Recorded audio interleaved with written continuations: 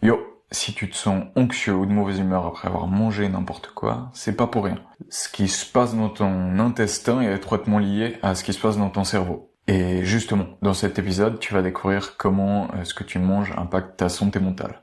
Ton microbiote intestinal comprend l'ensemble des microbes qui vivent dans ton intestin. Ces microbes, en dégradant la nourriture, produisent des molécules carrément essentielles pour le bon fonctionnement de ton corps. Et le truc, c'est que ce que tu manges influence les populations bactériennes présentes dans ton microbiote. Lorsqu'il y a une augmentation de mauvaises bactéries au détriment de bonnes bactéries, on appelle ça une dysbiose. Et c'est un déséquilibre dans ton microbiote. Et les conséquences sont super importantes. Les populations bactériennes présentes dans ton microbiote ne produisent pas les mêmes proportions de molécules lors d'une dysbiose, ce qui peut avoir un impact sur le bon fonctionnement de ton cerveau. Je vais te donner un exemple concret. Le butyrate, c'est un acide gras à chaîne courte produit par certaines de tes bactéries intestinales à partir de fibres alimentaires. Il est absorbé dans ton intestin, passe dans ton sang, traverse la barrière hémato-encéphalique et finit donc dans ton cerveau. Il réduit l'inflammation en agissant sur les microglies et modifie l'expression de gènes impliqués dans la plasticité synaptique. Et ça a des conséquences sur ta mémoire, ton humeur et même tes capacités cognitives.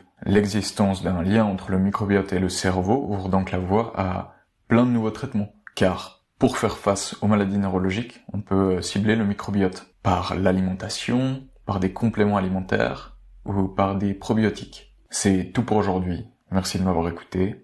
J'espère que cet épisode t'encouragera à manger plus sainement et que t'as appris plein de choses.